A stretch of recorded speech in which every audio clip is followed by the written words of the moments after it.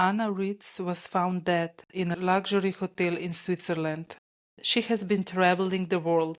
For her 21st birthday, her father Clive gifted her once-in-a-lifetime experience, a travel the world ticket. But in Thailand, she met a man that told her he was a company director, but it was later turned out to be just one of his many lies. Today, we will look at the case of Anna Ritz. Anna was born in Harrogate and came from a family related to the late Guy Ritz. Guy was a very well-known racehorse breeder and stable owner, and also Anna's father Clive owns Racehorse Stud. This gorgeous estate is set on 300 acres and its estimated worth is about $30 million. While growing up, Anna was surrounded by racehorses and became a keen rider. Anna was extremely good rider, and she even told her friends that she would much rather have a horses than a boyfriend. Anna's statement just described how much she really loved horses. Horses and riding were her life. Friends describe her as bright, beautiful, and bubbly. Her family also runs a healthcare company and owns property in Monaco. She also attended private college, Asheville College in Harrogate, which cost family around $18,000 per year. Her ex-boyfriend Will described her as happy and charming girl. She was wealthy, but she wasn't arrogant about her money. But in 2014, something tragical happened in the family. When Anna was just 17, her mother Mary died after falling downstairs. It later turned out that she died because of aneurysm, and Anna's mom was only 49, and this hit Anna really hard.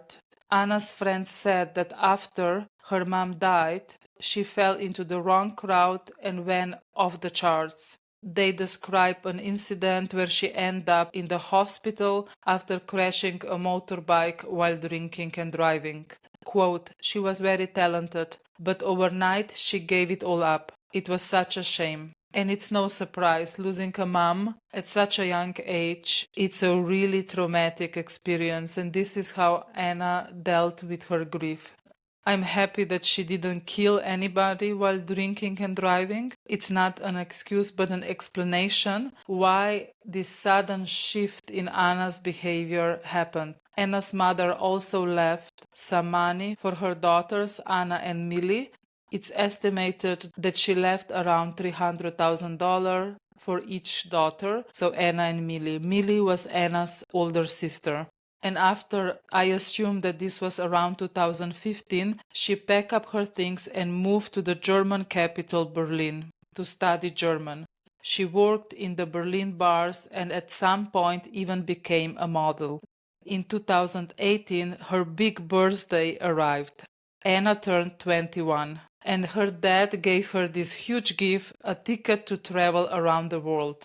Anna packed up her belongings in Berlin and started the world tour. And she was documenting everything on her social media. This is how her friends and family could see what she is up to. And her social media handle was Berlin Baby.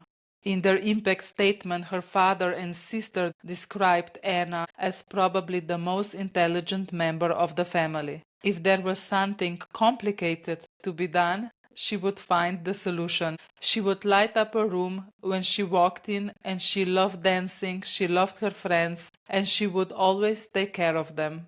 They knew they could count on her, and she was very generous. Anna was also very sporty. She loved horses, swimming, and skiing. She was even learning to be a ski instructor. She was a very spontaneous and sociable person. When she died, it was her last summer of freedom before getting back to reality, as she was going to go to the university to study mathematics. I am not sure what happened in Berlin. Did she finish studying German or she dropped off, and now after seeing the world, settled in university and started studying mathematics? And also police found mathematics papers among her belongings in the Swiss hotel. But now let's look how did she met Mark. In February 2019, Anna was in Thailand when she met Mark. Mark at the time was 32. It looks like to me that everything happened so fast. They met in February, and in April she would be found dead. And not only that, in these 2.5 months, they were actually traveling the world together. They spent a lot of money. In just 2 months of knowing each other, they traveled together to Vietnam, Singapore, and Dubai. He told her that he is a company director, but this was far from reality. And I highly doubt when they met in Thailand that they both had plans to go to Vietnam, Singapore, and Dubai. So somebody adjusts their plans, and I feel that Mark saw the opportunity and adjusts his plan to travel with Anna because Anna, it turned out, was actually paying for everything. But this is just my assumption, it wasn't confirmed. So let's look who Mark is. He was born in Germany near the Swiss border, and his parents separated when he was 12. He lived with his mother at first, but after he spent few years with his father. And when he turned 18, he moved away, and the father barely saw him since then. He was a former bodybuilder, and at the time of these events, he was actually working at nightclub in Zurich, where he also lived. He had a family. Michelle was his ex-partner, and they had 2 kids together. But when they split, he didn't pay child support, and as far as I know, he was cheating on her. They were together for 8 years. Michelle will also come back into the picture later on in this video. He had quite a criminal record. In 2015, he was jailed for 6 months for theft and was ordered to attend drug rehabilitation therapy. So it looks like at some point in his life, he was addicted to drugs or alcohol.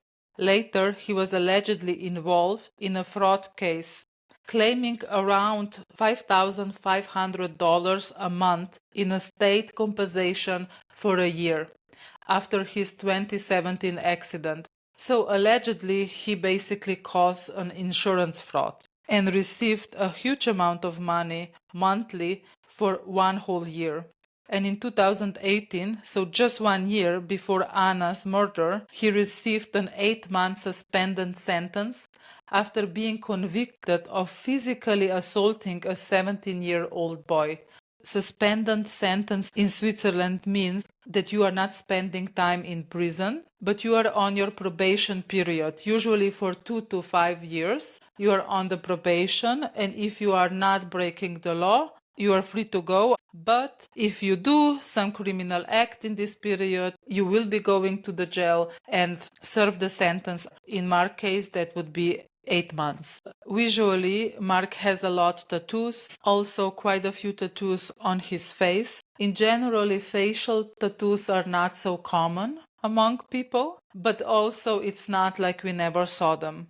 On the forehead, Mark has written warrior alongside with acronym ACAB, which means all cops are bastard. And he has initial FTW, which means fuck the world. On his social, he went with the handle Mark Dirty White, which could mean 2 things. Dirty White is a street slang for raw cocaine, but also Dirty White Boys is the name of a white supremacy group. According to acquaintances, he was known to be selfish and arrogant. Anna and Mark arrived in Switzerland. They decided to stay in a 4-star hotel, La Palma au Lac. They even pay extra to secure a room 501 on the top floor. They were planning to stay there for several days. And that night, when they arrived, they dressed up and went out for dinner at the restaurant Osteria Nostrana. They dined there and ordered a bottle of champagne. They returned to their hotel around 2 a.m. after spending an evening drinking in various bars. On the way back to the room, something significant happened. Mark told the court that they were joking around, playing around, and he hid Anna's credit card in the ceiling of the light panel of the elevator as a joke, as he said. But unfortunately, the card slipped behind the panel and he couldn't get the card back. This is what he was saying. At around 3 a.m., some hotel guests heard shouting from their room, quote, "I heard breaking glass and furniture being pushed around the room." There was crying, and a guest of the hotel even said that he heard a voice, "You are killing me or you are kidding me." I wanted to go and say something, but I thought it was too dangerous. In this case, if you feel it's too dangerous, call the reception and they will do the rest. Do not ignore if you hear loud noises from the hotel room. Even if the couple is fighting, it's better to check in than not. The next thing we know is that Mark got dressed, tied up his shoes, waited for the elevator to reach the reception at around 6:30 a.m. And the staff immediately noticed something is off. He was agitated and said something along the lines, "My girlfriend is not healthy or not doing well." Receptionists could tell by his tone that it was serious. She called the ambulance immediately, and just a few minutes after the call, medics arrived and they went straight to hotel room and trying to save Anna. She was lying on the bathroom floor, but unfortunately it was too late. Since the start, something wasn't adding up for them. There was unusual signs. Anna's skin color and texture of her skin was a little bit off for them. And later in court, prosecutors said that Anna had already died before 4 a.m. that morning. That would be shortly after the guests of the hotel heard the screaming. And if this time estimation is true, that would mean that Mark waited for 2 hours before alerting the reception. He reportedly placed her body in a warm water to delay the estimate time of death. And also, when the police was in their room, they wanted to take his shoes and clothes for the investigation. He said, "Be careful with those shoes because they are worth 1,000 Swiss francs." This is around $1,100. So he was more concerned about these expensive shoes that probably Anna bought than his girlfriend that was just found dead on the bathroom floor. And he also bragged to the police that he slept with 400 women. I don't know why he needed to mention that, but later in court he claimed that he only slept with several. However, Mark's version was different. He told the court that it was a sex game gone wrong. Quote, "I put a towel around her neck and started kissing her, but she wanted more, so I put hands on the towel and pushed. We did this a lot. She liked it and had done it before many times with previous partners, and I have never done anything like that before." But also later he claimed that he was introduced to erotic asphyxia by some Australian woman that was never tracked, never found. So which one is it? He said that if she would tap his hand, that he would stop. This was their code. Quote, "That night the towel wasn't having much effect, so I used my hands as well. She asked me to do it. I used a towel and my hands. I thought everything was okay. Then I saw her with the tongue out. Her face looked strange and there was a blue mark on her neck.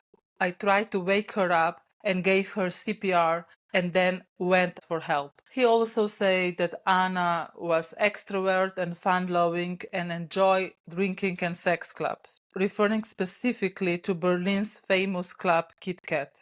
Just for the context, in Berlin, there is a club called Kit Kat. It's not a sex club per se. People go to this club for music and dancing, although there is a strict fetish dress code. And also, if you want to have sex in the club, there is no judgment. There are no phones there. You leave your phone in the locker, so you are not worried about it if you want to have sex there, but this is not a sex club. And also, Anna's former boyfriend Will said that it's true that they did went to sex parties together, but it wasn't for the sex, but more for the dancing because she loved dancing. And also, she was never into anything extreme or violent in their sex life. Also, Anna's friend told the court that Anna was dominant and not submissive when it came to sex. So two people that were with Anna actually contradict Mark's story. what is the most bizarre thing ever, that Mark's ex-girlfriend said that Mark was not into that type of sex. Basically, in my opinion, he was claiming rough sex defense. I spoke about this rough sex defense in another case, which I will link down below. His ex-partner and mother of his 2 children stood by him the whole time. She even said for the news outlets that yes, he does have a problem with alcohol and cocaine, and that he was always able to travel to nice places. Interesting. So he was traveling to nice places, never paying child support. With what money did he travel? Anyway, back to her. He did say that he did betray me, but he was not a violent man. He is not a murderer. He has never, ever been violent. Never, ever. It's just not possible. I am 200%, no, 1000% sure, in fact, that he is innocent. It was an accident. It must have been. I know him very, very well. He is a very lovely man. This is so sad. Sad for everyone. I'm shocked. She said she didn't have the violent experience with him, which doesn't mean that he wasn't violent otherwise. And this is where Mark's ex-girlfriend Jenny come to play. She actually contacted Will. Will is Anna's ex-boyfriend. She contacted him through Facebook and warned him about Mark. So she didn't contact Anna directly. I'm not sure why, but she did contact Will and told him, hey, Mark is violent and a liar. So at least Jenny had a different experience with Mark compared to Michelle. In court, the judge pointed out to Mark that the medical report showed Anna would have displayed clear signs of suffering and distress. And Mark said that the only thing he saw was that she urinated, and that's when he stopped.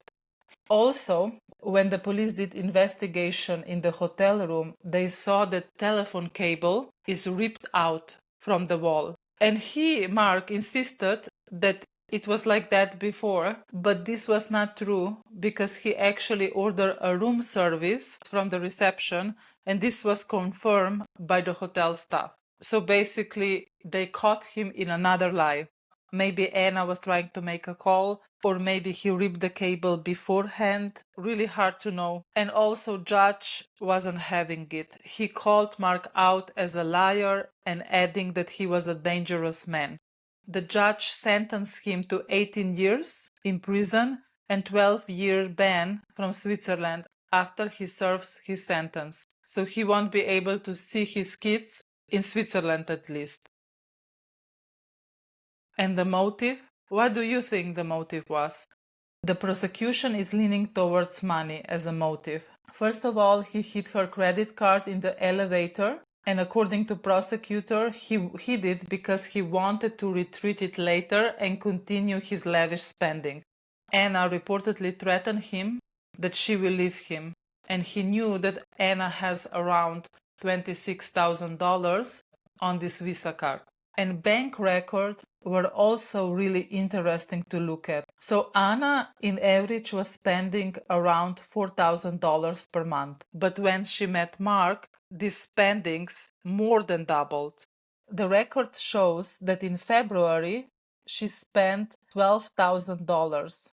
And in March, listen to this, in March, she spent $38,000.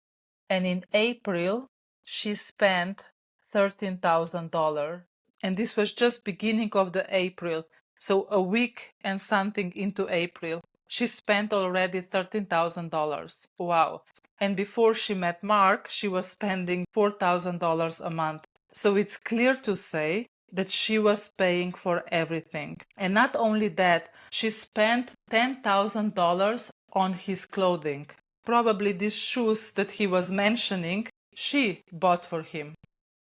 Did his spending also doubled? No, of course not.